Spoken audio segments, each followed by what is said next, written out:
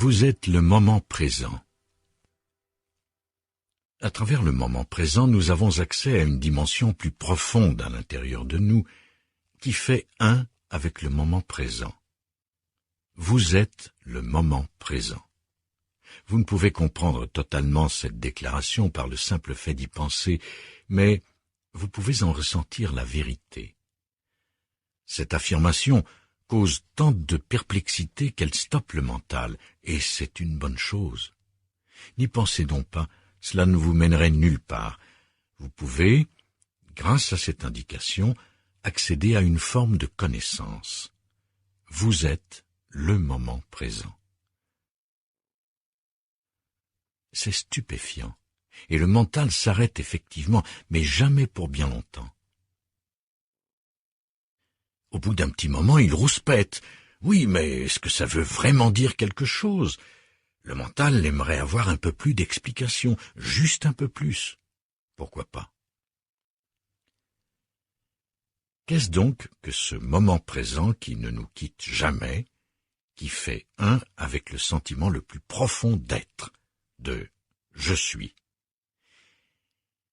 Il est ce que Jésus désignait lorsqu'il dit « Avant qu'Abraham fût, je suis ».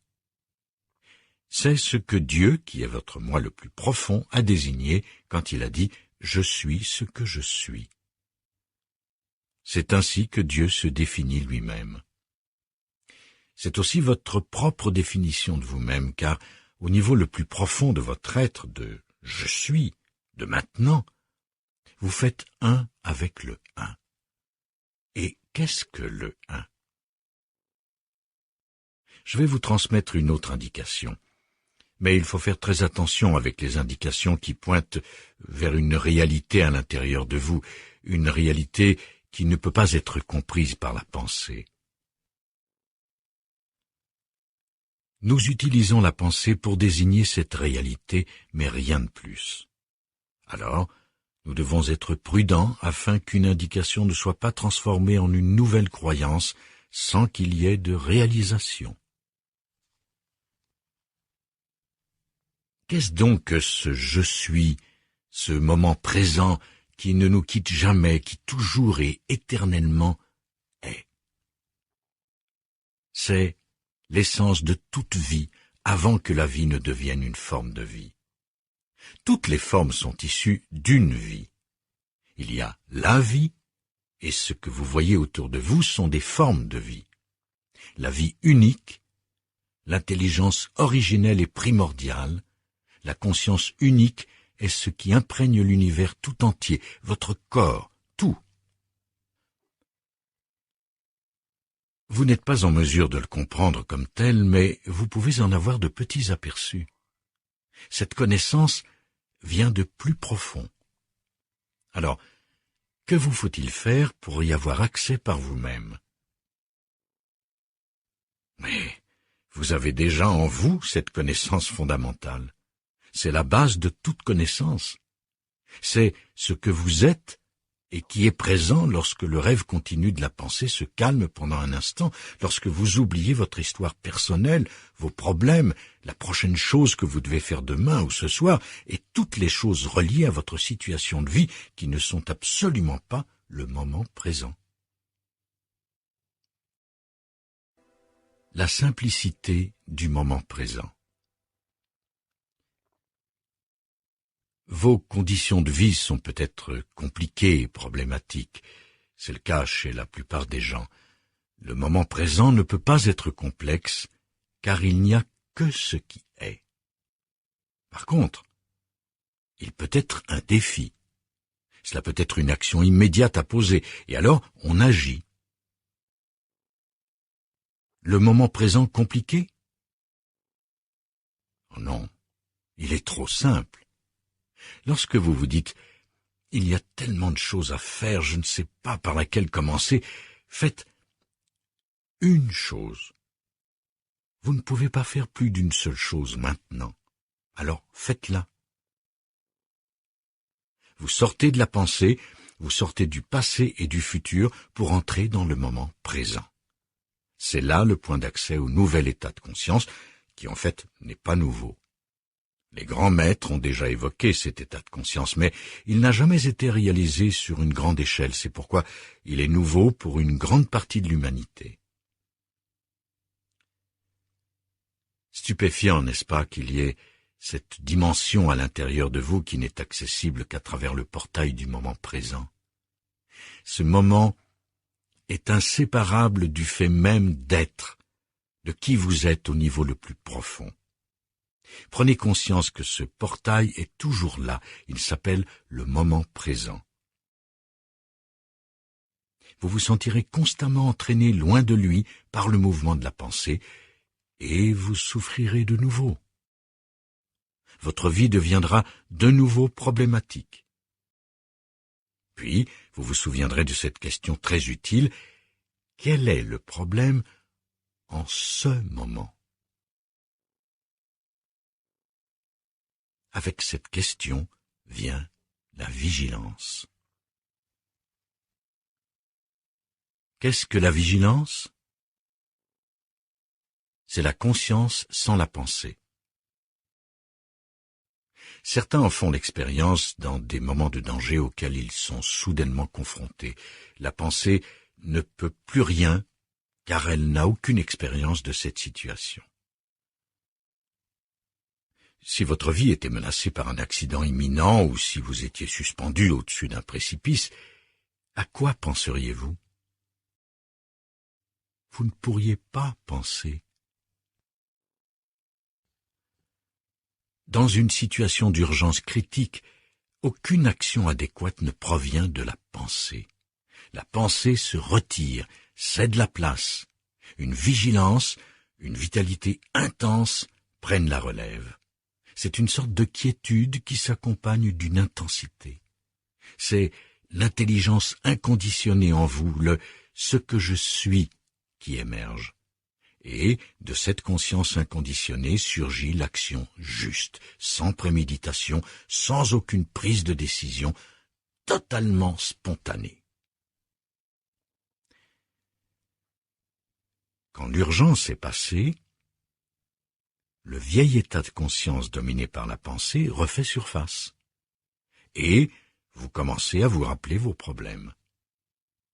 Mais ensuite, vous vous souvenez aussi que pendant un instant, vous avez vécu dans un état de clarté béate. Certaines personnes vivent cela lorsque survient une maladie qui pourrait mettre leur vie en danger. Mettre la vie en danger est en fait une expression trompeuse, parce que la vie n'a pas d'opposé. Les gens pensent en termes de vie et de mort, mais cela n'existe pas. La naissance et la mort, oui. La vie, elle, n'a pas d'opposé. Donc, une maladie survient, et vous n'avez peut-être que quelques semaines ou quelques mois à vivre. Cette situation pourrait vous réveiller de votre identification à votre histoire personnelle parce que celle-ci devient un fardeau. Votre histoire est tellement malheureuse que vous ne pouvez plus vivre avec cette identification au petit moi. Vous n'avez plus assez de temps. Vous êtes poussé hors de l'identification à votre histoire avec ce mouvement mental. L'état de présence, de vigilance absolue. Ceci s'applique aux personnes qui n'ont peut-être plus longtemps à vivre, donc à nous tous, car il n'y a pas beaucoup de différence entre 1 an, 20 ans ou 50 ans. L'ego dit « Oh, j'ai encore le temps de me trouver ». Non, vous ne l'avez pas, parce que ce n'est pas dans le temps que vous allez vous trouver. Soit vous vous trouvez dans le moment présent, soit vous ne vous trouvez pas. Finalement, peu importe le temps qu'il vous reste. Oh, quel soulagement, dites-vous, parce que le mental me dit que le temps est un facteur critique de mon existence et que je n'y arriverai pas si je n'ai pas davantage de temps. La confrontation avec la mort peut aussi produire cet effet. Ou prenons une situation plus courante, celle des grands sportifs. Ils savent, lorsqu'ils pratiquent leur sport, quel qu'il soit, qu'il existe un état de présence absolue, appelé parfois la zone. Quand ils entrent dans la zone, tout se passe de soi-même. Quelque chose prend la relève. La pensée ne joue plus aucun rôle. Il n'y a plus une seule pensée.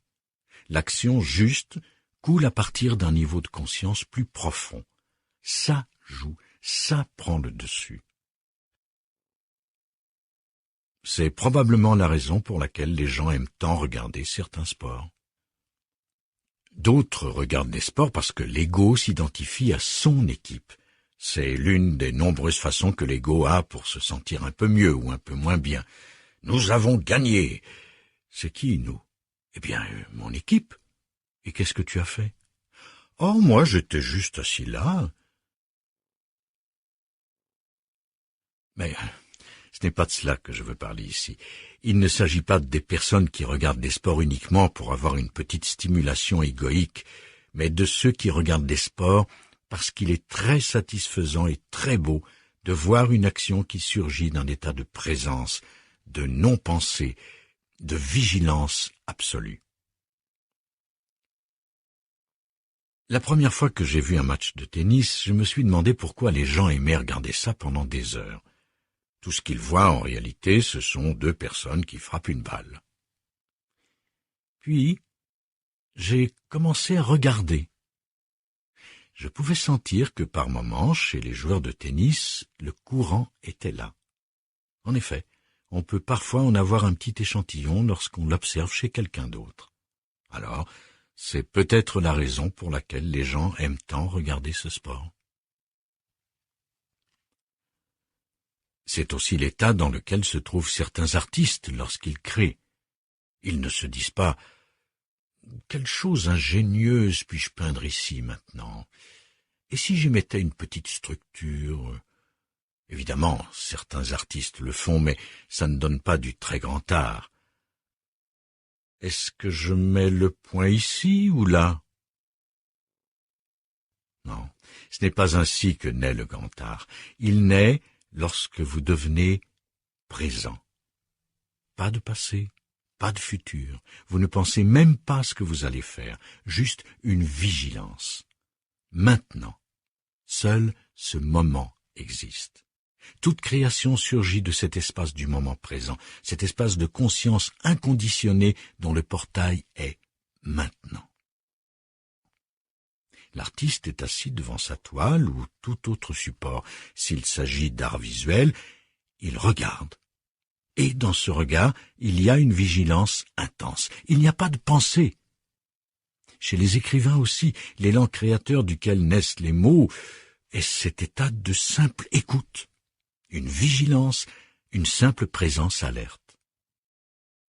Dans cet état de non-pensée surgit un mouvement créatif. L'esprit commence à s'activer. Soudain, des mots se forment.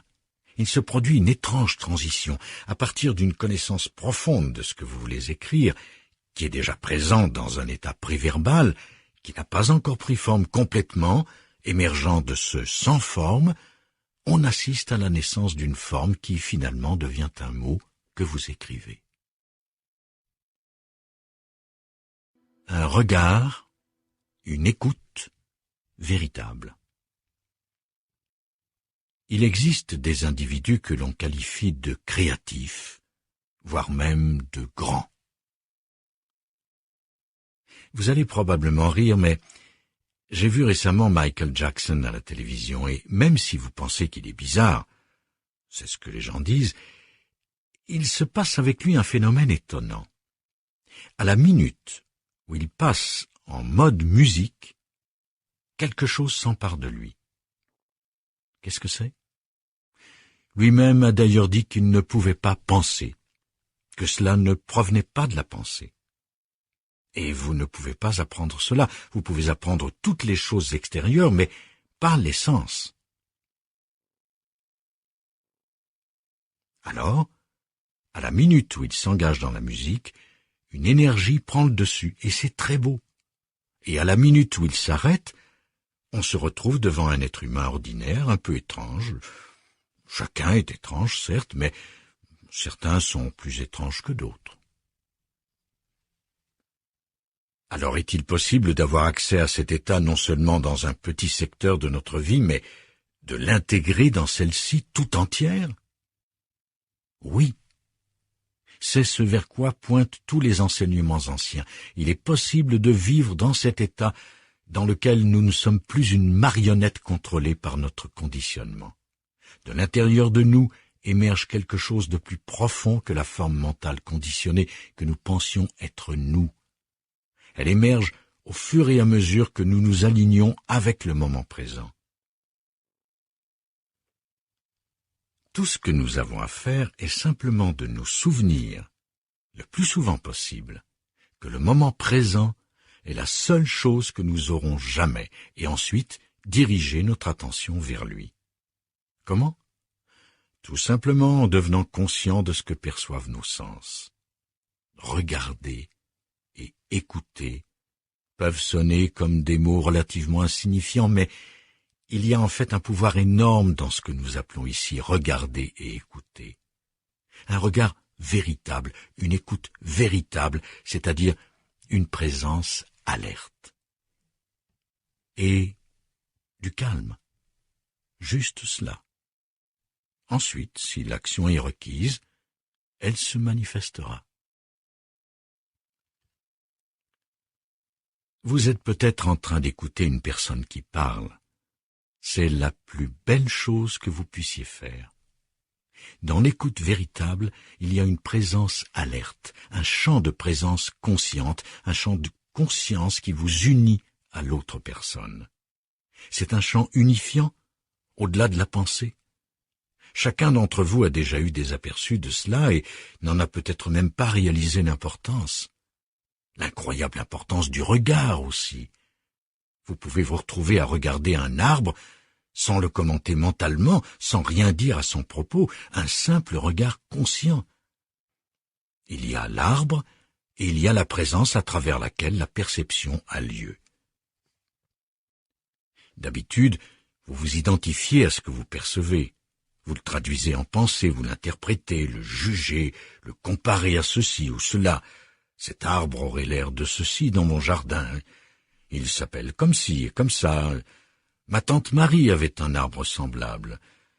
Je me demande quand il fleurit, quel âge il a. Vous ne regardez pas vraiment. Cette attitude peut être appropriée pour certaines choses, mais si vous voulez vraiment connaître l'arbre, vous devez regarder. C'est si simple.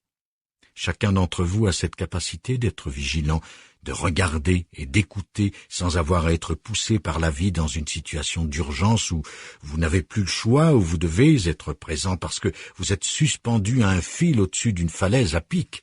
Alors, allez-vous regarder et écouter maintenant? Se reconnaître en tant que conscience. Aux yeux du mental, cela n'a pas d'importance. Mais la plus incroyable transformation s'accomplit si vous êtes capable de faire ne serait-ce qu'un petit mouvement sans l'interférence de la pensée. Chez plusieurs d'entre vous, cela se produit déjà et vous ressentez de la paix lorsque vous le faites.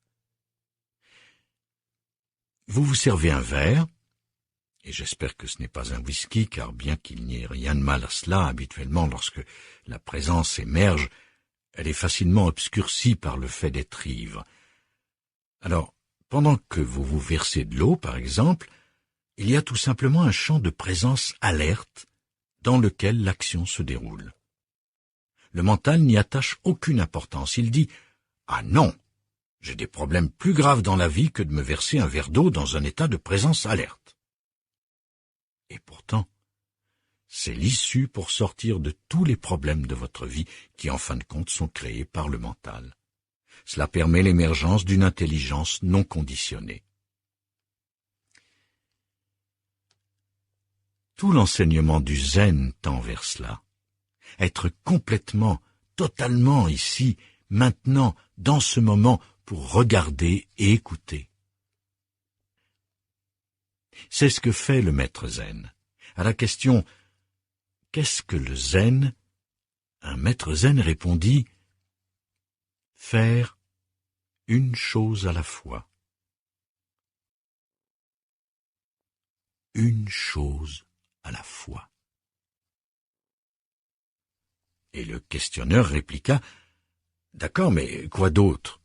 Une fois que vous avez fait cette chose, que faites-vous ensuite ?»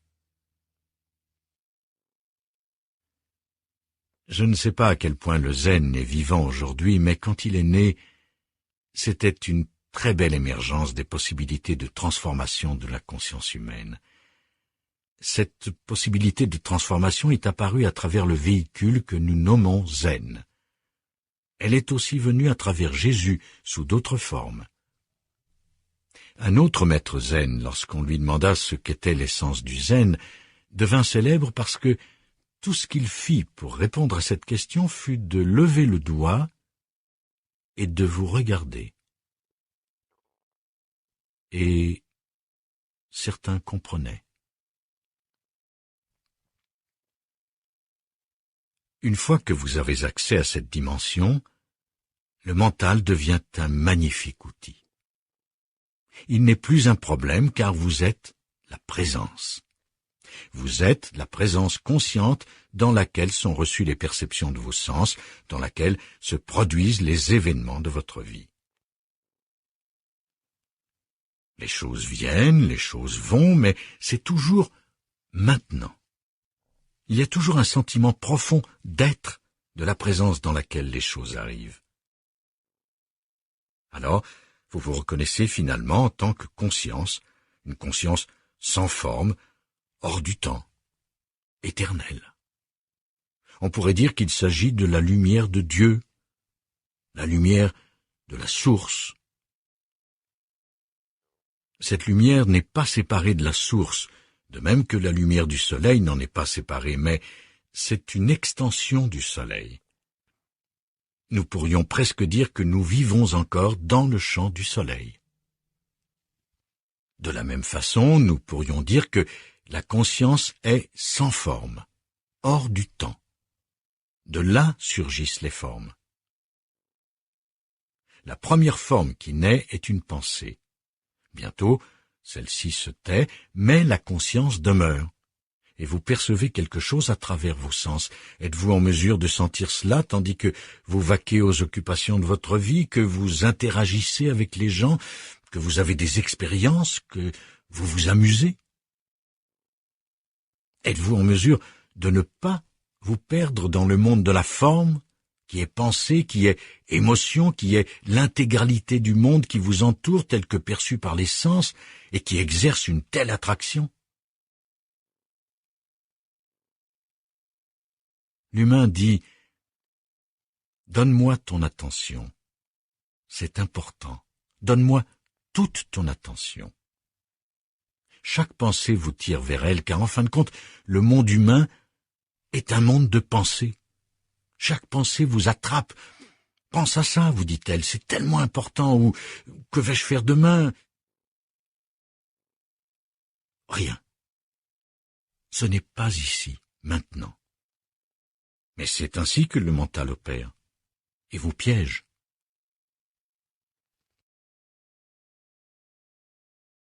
Le monde des choses. Il est facile de se perdre dans le monde des choses, le monde de la forme. Combien de personnes, particulièrement dans les pays très développés, vivent une existence complètement minée par les choses. Une chose après l'autre dont il faut s'inquiéter, c'est tellement complexe. Tout le monde dit « Il y a tant de choses dans ma vie auxquelles je dois porter attention. » Je ne dis pas que vous devez cesser de le faire, mais ne vous perdez pas dans le monde des choses. Allez-y doucement. À un certain niveau, les choses sont les possessions. À un autre, ce sont les situations et les circonstances de votre vie. À encore un autre niveau, ce sont toutes les pensées qui vous passent par la tête. Est-ce que ce sont aussi des choses? Oui, car ce sont des formes que prend la conscience. Il est très facile de vous y perdre de vous identifier totalement à elle. Et beaucoup de gens vivent ainsi, une chose après une autre. C'est une façon épouvantable de vivre, et ces gens-là se disent « Ah, pourquoi la vie ne me laisse pas tranquille ?» Une sacrée chose après une autre. C'est ainsi que Churchill définissait l'histoire, et il avait raison. L'histoire humaine est une sacrée chose après une autre, et chaque vie individuelle est une sacrée chose après une autre. Cela ne doit pas nécessairement être ainsi, mais le monde de la forme possède une attraction énorme, et on peut quasiment parler d'une force d'attraction gravitationnelle. Et donc, tranquillement, commencez juste à y penser.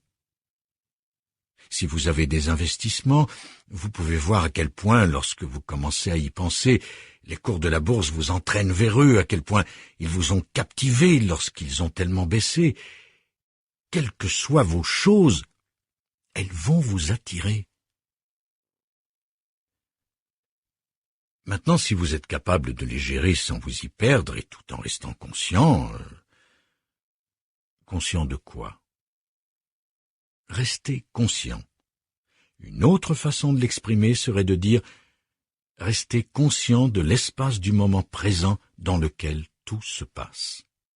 Dès que votre attention se porte sur le moment présent, il y a la quiétude et vous vous sentez bien. Vous réalisez que le moment présent n'est finalement pas si mauvais. Je pensais que ma vie était épouvantable, mais lorsque je m'éveille à ce moment de ma vie, en fait, ce n'est pas épouvantable. Être conscient de vous-même, c'est être conscient de vous en train de percevoir, d'interagir et de vous occuper des choses. Ce n'est pas être conscient de vous-même en tant qu'histoire ambulante, en tant que moi et mes problèmes. Alors que vous écoutez cette voix, et c'est là la clé, pouvez-vous être conscient de vous-même en tant que présence consciente à travers laquelle vous percevez la voix? Ceci signifie que vous ne vous perdez pas dans ce que vous êtes en train de percevoir. Car si vous perdez le contact avec vous-même, en tant que présence consciente, vous porterez votre attention sur celui qui parle, sur l'orateur, et vous aurez des attentes envers ce dernier dans ce cas précis. Mais cela pourrait être n'importe quoi, n'importe quelle expérience ou perception. Les attentes. Vous aurez, envers l'orateur, des attentes qu'il ne pourra combler. Vous vous attendrez à recevoir, à vous identifier à travers ce qu'il dit ou à travers de nouvelles informations. Vous projetterez sur lui une image qu'il ne peut pas être. Vous direz peut-être « vous êtes le Messie ». Vous vous perdrez et vous ferez de celui qui parle une personne spéciale à travers laquelle vous cherchez à obtenir une forme de réalisation de soi. Et vous ne vous arrêterez pas là. Si vous dites « vous êtes le Messie », l'étape suivante sera que vous êtes l'un des disciples, l'un des élus. Et l'histoire recommence, une nouvelle religion 3000 ans plus tard, au même endroit. Alors, encore une fois, si vous écoutez sans vous reconnaître comme tel, sans être en contact avec la présence consciente dont fait partie votre être tout entier, vous vous ennuierez. Au début, l'orateur sera peut-être un tant soit peu amusant, mais après un petit moment, s'il n'est pas le Messie, il ne vous intéressera plus. Il ne vous aura pas donné ce que vous recherchiez. Alors, vous vous plongerez dans une autre expérience, peu importe où, qui ne vous procurera pas non plus ce que vous recherchez, c'est-à-dire vous-même. Quelques expériences en apparence sembleront vous combler, mais vous serez toujours déçu. Au bout d'un certain temps, vous direz « Oh, c'était une illusion, je me suis fait avoir, il m'a trompé, il m'a laissé tomber. » C'est ce qui se passe quand des sectes et autres organisations voient le jour. Alors, vous pouvez écouter ce livre audio, puis à la fin penser « Bon, l'orateur m'a laissé tomber, il ne m'a pas donné moi-même. » Vous ne diriez pas exactement cela parce que cette recherche de soi-même est un mouvement inconscient. Cela prendra plutôt la forme de « je pensais qu'il nous donnerait 5 ou 6 techniques de ceci et 8 ou 9 étapes pour atteindre cela, et 14 ceci et 16 cela, mais nous n'avons rien reçu de tel et nous sommes sortis les mains vides. » C'est parce que vous étiez à la recherche de quelque chose que rien ni personne ne peut vous donner. Mais imaginez, si vous pouviez écouter ce livre audio en vous reconnaissant comme la présence consciente dans laquelle cette expérience se déroule, en sentant le chant CHAMP du maintenant, ce qui est la même chose, en sentant le chant CHAMP dans lequel cette perception a lieu.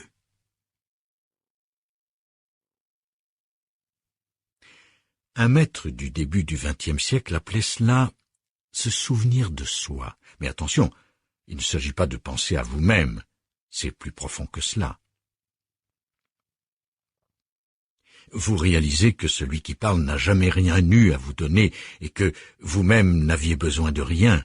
Vous avez déjà ce qui compte réellement, qui est vous-même, l'essence de votre être. Et terminer l'écoute de cet enregistrement les mains vides sera donc une chose magnifique. Ce sera le vide. Trouvez la paix intérieure. Une religion a utilisé les mots vide et vacuité pour décrire le summum de ce qu'un être humain peut réaliser. Le bouddhisme emploie le terme de vacuité pour désigner le but final. Bouddha lui-même a employé cette expression. Ensuite sont arrivés les savants pour réfléchir à ce que cela pourrait bien signifier.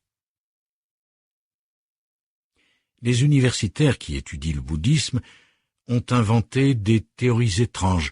Ils ne le font peut-être plus maintenant parce que le bouddhisme est désormais très vivant dans l'Occident, mais lorsqu'il fut introduit pour la première fois au XIXe siècle, un professeur de théologie, en voyant que Bouddha parlait de vacuité, écrivit « Le bouddhisme est un système de croyances nihiliste qui renie la vie, une structure de croyances athée. » Chaque mot de cette phrase est faux. Bouddha a simplement utilisé un autre indicateur en parlant de vacuité. Bien sûr, le terme n'est pas très inspirant. Vacuité. Qu'est-ce que je vais faire avec ça? À moins de le réaliser, cela n'a pas de sens. Qu'est-ce donc que la vacuité? La connaissance de vous-même en tant qu'espace. Voilà un bon mot. L'espace dans lequel tout a lieu. Vous êtes cet espace. Nous avons donc le monde de la pensée et le monde des choses qui sont traduites en pensée, ce que nous pourrions appeler la conscience objet, la conscience des objets, ou la conscience se transforme en objet. Pour la plupart des gens, c'est tout ce qui existe. Leur vie consiste en cela. Elle est remplie de choses, de conscience-objet. Une chose en suit une autre. Bon, qu'est-ce que je dois faire maintenant? Quelle est la prochaine chose? Le mental ne s'arrête jamais, sauf quand ces gens s'endorment. Dans les derniers moments, juste avant de vous assoupir, vous avez un peu de paix. C'est parce que vous tombez vers l'inconscience, mais c'est mieux que d'être torturé par le mental. Et vous faites... Après avoir été torturé par votre mental toute la journée, vous arrivez à la maison, vous vous versez un whisky, vous le buvez, et petit à petit, vous vous approchez de l'inconscience. Pour la première fois de la journée, vous vivez un peu de paix, cette paix qui vient quand le mental ralentit, puis s'arrête. Mais ce qui se passe, c'est que vous tombez à un niveau situé en dessous du niveau de la pensée. C'est peut-être mieux que d'être torturé, mais ce n'est pas notre but. Nous ne voulons pas aller au niveau du règne végétal ou animal. C'est très beau pour un animal d'être un animal. Il est parfait, de bien des façons, plus parfait que n'importe quel humain. Les arbres, les animaux sont de magnifiques expressions de conscience à leur propre façon. Mais le destin des humains est de s'élever au-delà de la pensée. Pour avoir un peu de répit sur votre mental, vous ingérez des substances qui tendent à vous emmener vers l'inconscience, vers le sommeil. Vous n'avez pourtant pas besoin de vous rendre jusque-là. Ici, nous allons au-delà, et nous trouvons la quiétude et la paix sans perdre conscience. En fait, nous atteignons une conscience plus profonde. S'il n'en était pas ainsi, presque personne ne voudrait renoncer au fait d'être humain pour avoir la paix intérieure, car c'est l'un des aspects de ce dont nous parlons, connaître, c'est-à-dire trouver la dimension de la paix intérieure qui est la dimension de la conscience sans forme à l'intérieur de vous. Seriez-vous prêt à mettre n'importe quel prix pour avoir la paix intérieure? Non. Que préféreriez-vous être? Un humain malheureux ou une vache heureuse?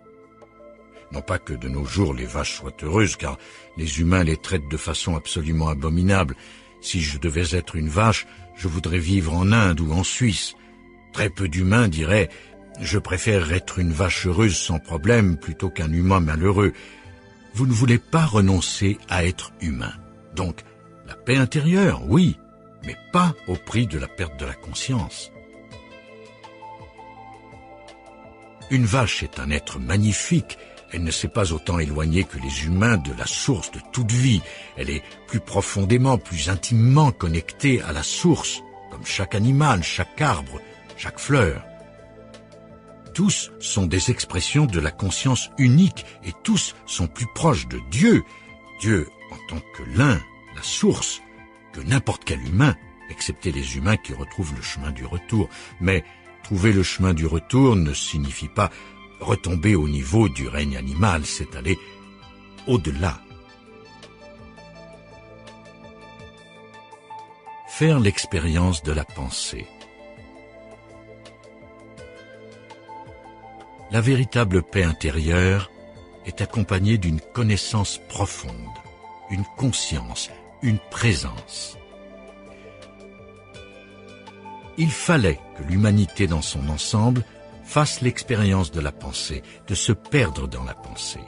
Il était nécessaire qu'elle passe par là, sinon cela ne se serait pas produit.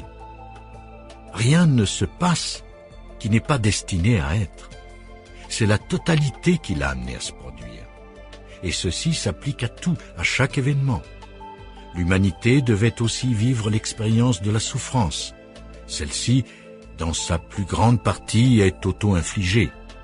Les humains se font souffrir eux-mêmes, ils se font souffrir l'un l'autre. Nous devions passer par là, et c'est en rapport avec le fait de se perdre dans la pensée. Il y a une grande vérité dans les mythes. La mythologie nous dit que tout a commencé quand deux êtres humains mangèrent le fruit de l'arbre de la connaissance du bien et du mal. Bien, mal. J'aime ceci, je n'aime pas cela. C'est le début de la pensée. Ils mangèrent le fruit de l'arbre de la connaissance du bien et du mal, et au début, ce fut magnifique. Ils devinrent puissants, mais ils s'égarèrent aussi de plus en plus dans la pensée. Ils perdirent leur connexion profonde avec la source, avec eux-mêmes, avec le divin. Le paradis fut perdu. Mais le paradis peut être regagné. L'humanité a atteint un stade très critique de son développement parce que le mental humain a énormément proliféré à travers la science, la technologie et toute leur création. Non pas qu'elle soit mauvaise en soi, mais il s'agit d'une extension de la pensée. Et si la pensée n'est pas enracinée dans les couches profondes de la conscience pure, de la présence, la pensée devient folle. La pensée n'a plus pour but que de se nourrir elle-même. C'est l'ego. La vie humaine se retrouve dominée par l'ego, personnel et collectif. C'est donc le chemin que l'humanité a pris. Il semble maintenant certain que s'il n'y a pas de transformation de conscience dans l'humanité, la race humaine ne survivra probablement pas en tant qu'espèce. Une autre espèce la remplacera et la conscience continuera sous n'importe quelle forme, peu lui importe, car elle adore jouer avec la forme. Les humains, dit-elle, nous avons essayé, maintenant nous laissons tomber. Rien ne sera perdu, car il n'y a qu'une seule vie, mais des milliards de formes de vie. Toutes viennent et s'en vont. Et pourtant, la possibilité d'une éclosion de la conscience humaine existe. Les mots sont toujours limités, mais on pourrait parler d'une nouvelle étape dans l'évolution humaine, dans laquelle la vie sur cette planète ne serait pas devenue un enfer, car, potentiellement, la planète est un paradis. Elle est pure, immaculée, c'est un véritable joyau. Et que lui ont fait les humains, en particulier au cours des 100 dernières années? À cause de la prolifération, de l'amplification de la pensée à travers la science, il y a des poisons partout. On assiste à la disparition de la nature, c'est la folie. Mais la planète est un être divin, magnifique. Et ce qui se passe n'est que l'expression extérieure de ce que chaque être humain a fait à l'intérieur. Dans leur essence, les humains aussi sont purs, beaux, vivants, et ce niveau de pure conscience a survécu dans chaque humain. La paix intérieure est présente dans chaque humain, recouverte par des substances toxiques, des pensées toxiques dominées par l'ego, qui cherche à se satisfaire à travers la pensée. Moi, eux, je dois avoir plus, l'ennemi. Où est l'ennemi? Nous sommes en train de sortir de cela, sortir de ce schéma. S'abandonner au moment présent. Le chemin le plus court vers cette réalisation, tellement court qu'il ne nécessite aucun temps, a déjà été indiqué plusieurs fois dans ce livre audio. Un alignement intérieur avec la vie. La vie est le moment présent. Ne pas faire de ce moment un ennemi. Lui dire oui, l'accueillir, lui permettre d'exister. C'est vraiment suffisant. Vous mettez encore en question la sagesse de cela? Vous dites encore « Pourquoi devrais-je le faire ?» Tout ce qui se passe dans votre vie, à n'importe quel moment, qui n'est jamais qu'un seul moment, semble être un événement séparé. Il se passe ceci, ensuite il se passe cela. Mais regardez bien. Les physiciens qui ont poussé leurs recherches au-delà de l'apparence superficielle des choses ont découvert que l'univers tout entier est interconnecté. Ce qui semble être une séparation entre différentes choses, en fin de compte, n'existe pas. Il s'agit d'un réseau de choses interconnectées. Le cosmos tout entier est un. Tout est relié à tout le reste. Les bouddhistes l'ont toujours su. Depuis 2600 ans, ils parlent de l'interdépendance de toute chose. Alors, si quelque chose se passe dans ce moment, cela ne peut pas ne pas être. C'est inévitable. Toute chose qui est s'accompagne d'inévitabilité, car le cosmos tout entier a causé ce moment.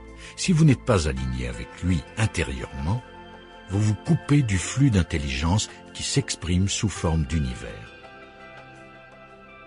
En revanche, être aligné avec ce qui est, c'est aussi être aligné avec l'intelligence unique qui coule alors à travers vous et affecte ce que vous faites.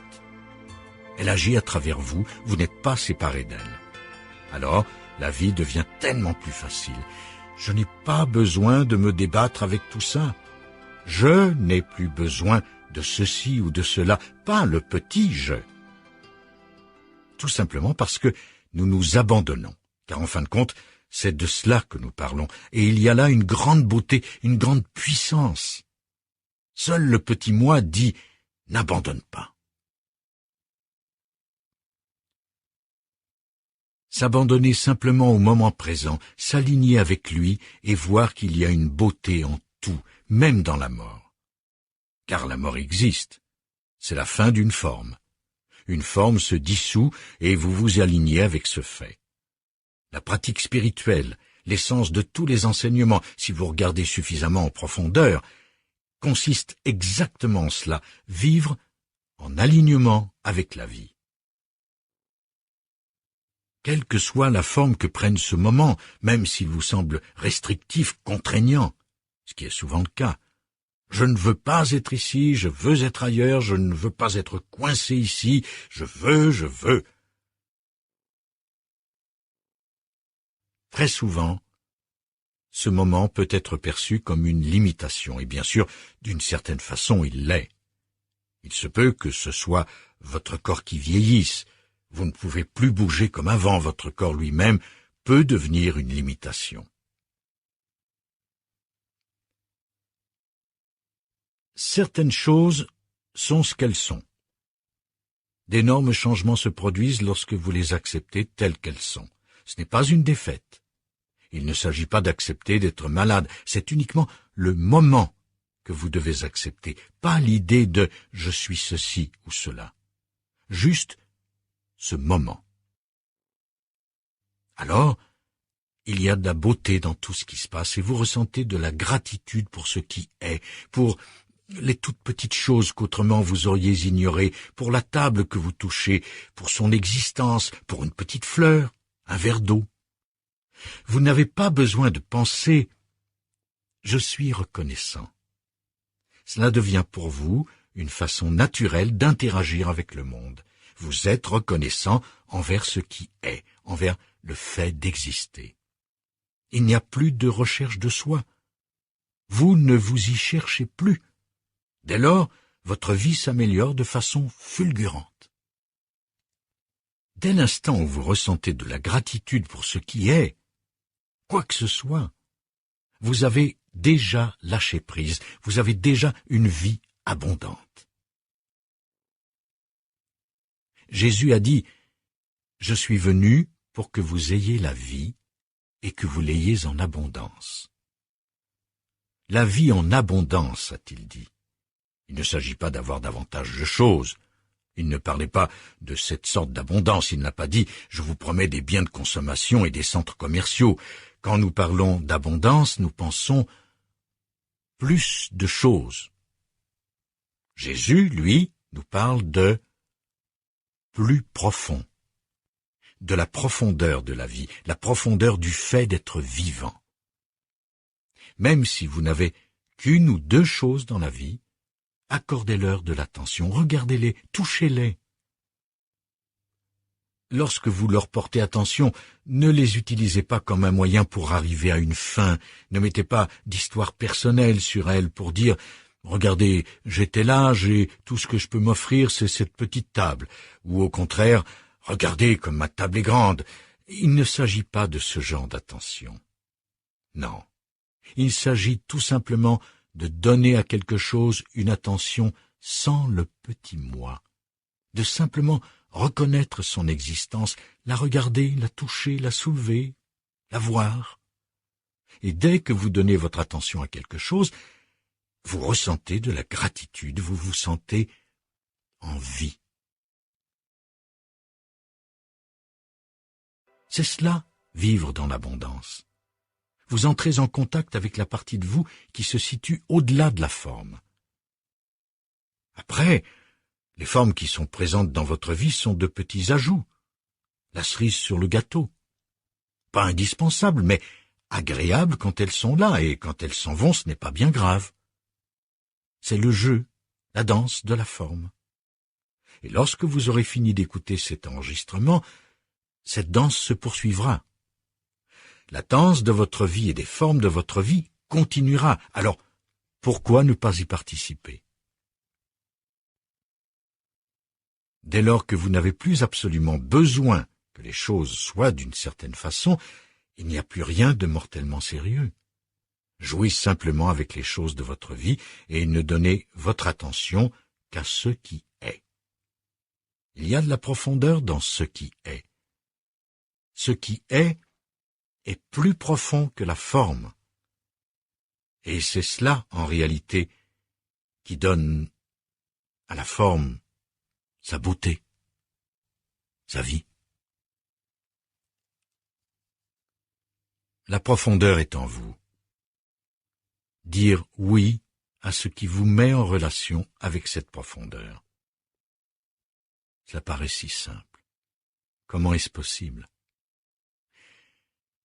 Le oui intérieur à ce qui est vous connecte avec cette profondeur en vous. C'est là que vous, et la vie unique, la conscience unique que l'on pourrait appeler Dieu, faites un. Sans séparation. La forme sans forme, vous êtes le pont. Votre maison est le sans forme. Pendant un certain temps, vous vous déplacez entre la forme et le sans forme. Mais vous devez parvenir à l'acceptation des formes dans le moment présent, même lorsqu'elles semblent limitatives. Acceptez d'abord et voyez ce qui se passe, car elles changent. Acceptez d'abord, peu importe combien cela semble contraignant. La contrainte ultime est la croix, la crucifixion. Comment peut-on accepter d'être cloué sur une croix? Non, vous ne pouvez pas accepter cela. Mais cet être, qui en fin de compte est vous, chacun d'entre vous, a accepté la forme la plus extrême de contrainte, la croix, un instrument de torture, et il a dit, non pas ma volonté, mais que ta volonté soit. Ta volonté. La volonté de qui? La volonté de l'un qui causa cet événement, et l'instrument de torture se transforme soudain en symbole du divin. Vous n'avez pas besoin d'être chrétien pour le comprendre. La plupart des chrétiens ont d'ailleurs une compréhension limitée de ce que cela signifie. La plus grande limitation, lorsque pleinement acceptée, devient l'ouverture. Alors, s'il y a encore de la souffrance dans votre vie, s'il s'agit d'une souffrance aiguë, la plus grande limitation peut devenir l'ouverture. Mais il se peut aussi que vous n'ayez plus besoin d'autant de souffrance, que vous en ayez eu suffisamment.